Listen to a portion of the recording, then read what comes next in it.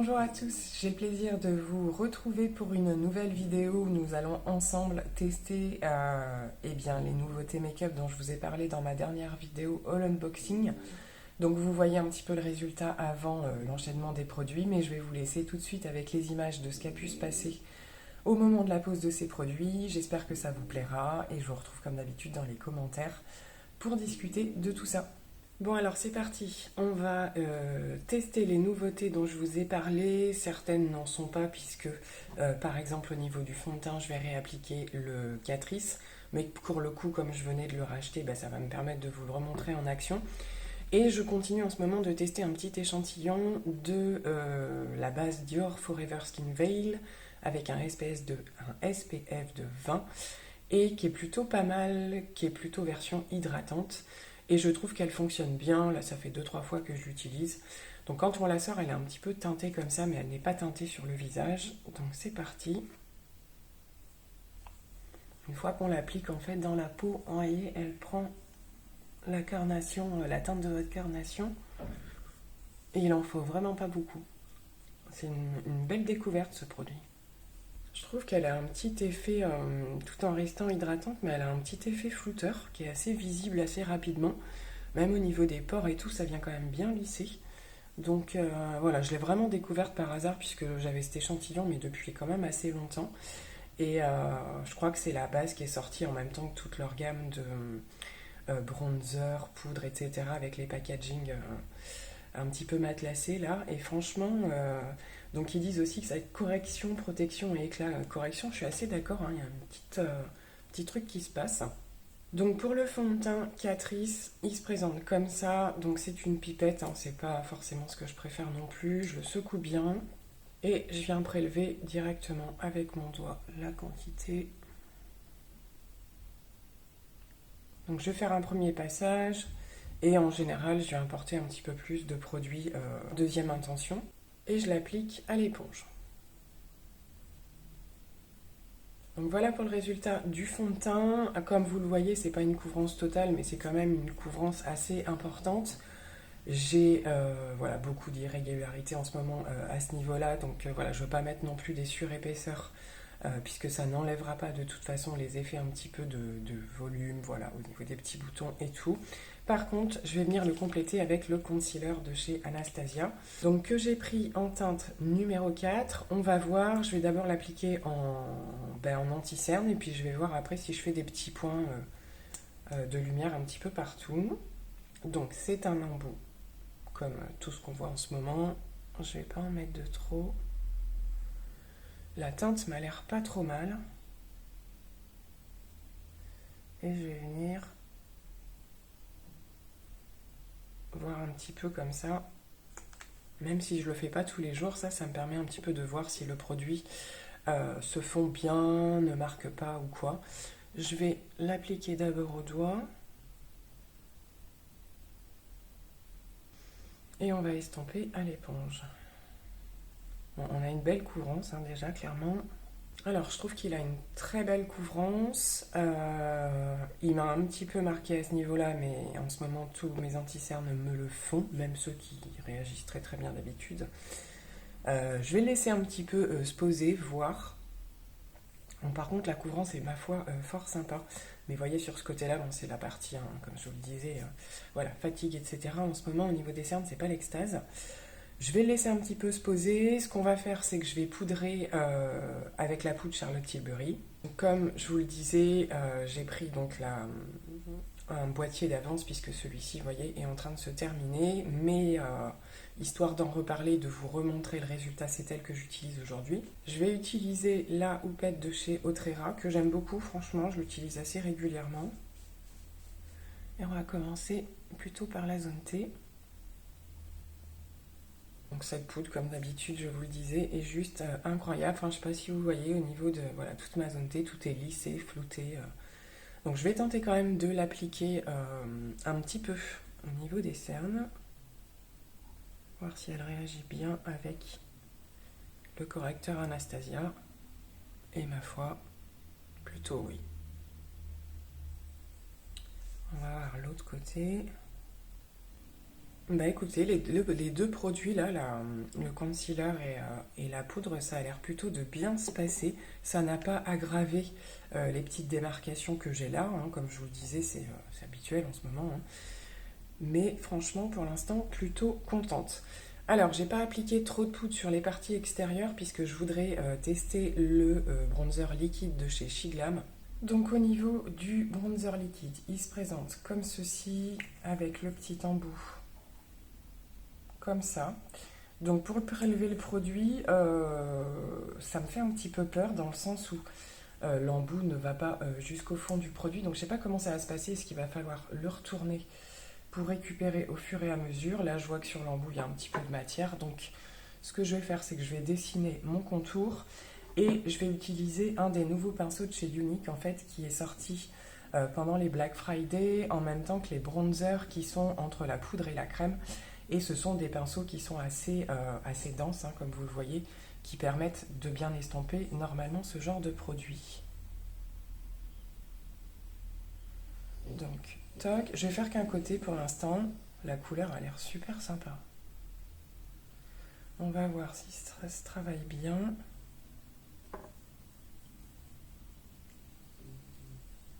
Donc c'est parti, c'est une teinte super froide, j'adore.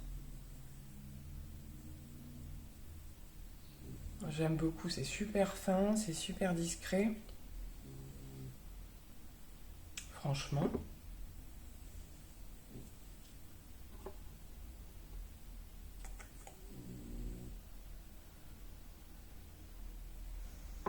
On va faire l'autre côté.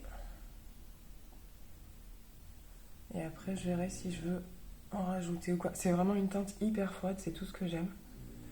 Et je vais contourer aussi les bords de mon nez.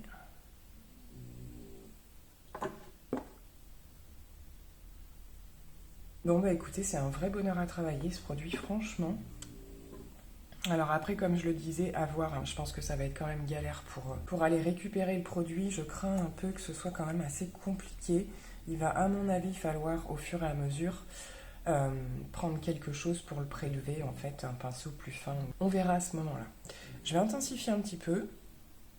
On continue le teint et cette fois ce sera avec le blush de chez MAC dans la gamme des Glow Play avec la teinte Cheeky Devil qui est un rose comme ceci. Donc on va voir s'il est un petit peu... Je vais le swatcher quand même. Oh, j'adore la texture. Voilà ce que ça donne. Donc je le prélève avec un pinceau assez dense et ça c'est pareil, ça se travaille à merveille. Donc c'est un produit que je connais déjà, hein, comme je vous l'avais dit, dans une autre teinte. Et ça a vraiment été des produits coup de cœur, cette gamme. Donc il est très discret. Bon, c'est un rose. Alors il me paraît un tout petit peu lumineux, mais alors c'est vraiment tout en subtilité. Ça se fond à merveille, on voit absolument pas d'effet de matière. Le seul bémol, je dirais, c'est qu'il est peut-être un peu clair quand même. Après, ils sont complètement modulables, hein, c'est pas un souci. Mais par rapport au pêche corail que j'avais qui se voyait un petit peu plus, il est peut-être un peu clair. Bon, après ça reste, voilà, pour des make-up très très light et tout, ça reste très sympa. Côté highlighter, je vous en avais pas présenté dans ma dernière vidéo haul, mais je vais intégrer aujourd'hui un des nouveaux highlighters Younique également sorti vers la fin des Black Friday. Donc il y avait plusieurs teintes. Ici pour aujourd'hui, j'ai sorti la teinte un petit peu plus rosée et j'ai reçu également le champagne qui est juste magnifique. Je suis en train d'hésiter entre les deux par rapport au reste du make-up. Donc voilà pour le champagne que j'ai donc déjà utilisé. Je vais swatcher les deux pour prendre la décision. Donc voilà pour les swatchs, hein. Je pense qu'ils parlent par eux-mêmes. Ils ont une texture à la limite du mouillé. Ils sont vraiment...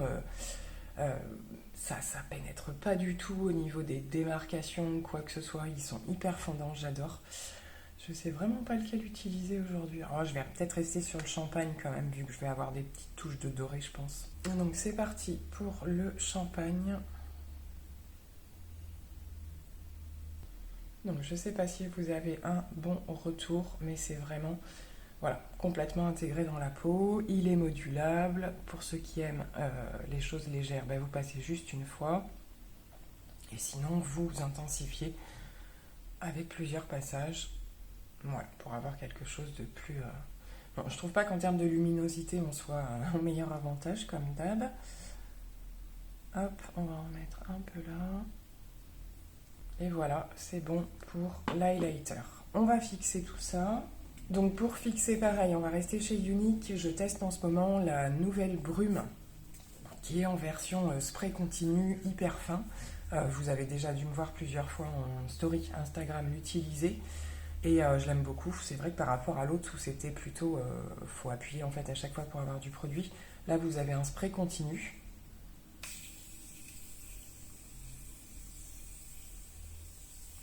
Et elle est hyper fine avec une odeur très très naturelle. Vous n'avez pas un effet vraiment de truc très chimique ou quoi. Je vais faire mes sourcils hors caméra et on va se retrouver pour les yeux. Alors on va tester aujourd'hui la palette Shiglam également de la gamme Chromazone et qui est la Time Wrap qui se présente comme ceci. Donc ce que je vous propose de faire aujourd'hui, ce sera beaucoup plus simple pour moi, c'est que je vais réaliser le maquillage un petit peu en accéléré et en musique. Et je vous propose qu'on se retrouve à la fin pour parler un petit peu de mes observations.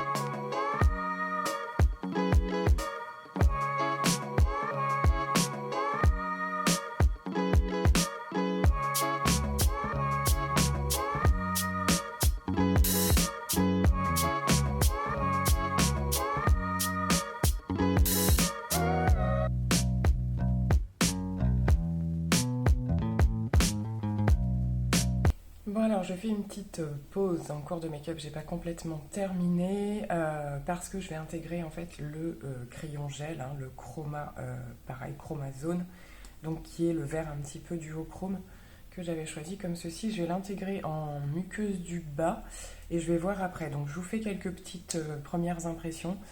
C'est bien, c'est chouette, c'est bien pigmenté. Le duochrome là, il est juste magnifique, mais je pense qu'il aurait nécessité un petit cut crease pour le mettre un petit peu plus en valeur. C'est pas forcément ce que j'avais prévu. Mais si je viens le réutiliser, à mon avis, je pense qu'on peut encore mieux le mettre en valeur. Mais comme vous le voyez, il est super joli. Il est quand même vachement présent, justement, dans le sens où il n'y a rien dessous de préparé. Donc franchement, il rend super bien. Donc je tente le crayon. Et ben, il est super beau aussi. Il est vachement bien pigmenté. Bon, à voir au niveau de la tenue ou quoi. Mais au niveau de la muqueuse, je ne sais pas si vous voyez, on a quand même un joli vert duochrome. Ça fait un rappel sympa avec celui du dessus. Donc j'ai pas précisé, mais pour le crayon, vous avez l'embout un petit peu mousse pour estomper. Bon, en général, je les utilise pas. Donc je vais terminer tout ce qui est estompage et tout ça, et on va se retrouver peut-être pour mettre un liner. Bon, petite parenthèse, je viens d'appliquer ce fard-là en coin interne, et je pense que vous le voyez direct, il est hyper bien pigmenté, il est super joli. Donc franchement, je suis très agréablement surprise de la qualité de la palette, ça fonctionne super bien. Alors pour ce qui est du liner, j'avais oublié de vous le dire dans la vidéo haul unboxing, donc j'ai pris le liner comme ceci, qui a les doubles embouts. J'avais oublié de le préciser. Le fameux embout, alors je m'étais plutôt dit au début que c'est ma fille qui allait crash tester le truc et puis en fait on n'a pas eu le temps. Ça fait un espèce de tampon comme ça pour faire la virgule. Alors je sais pas vraiment si je vais l'utiliser.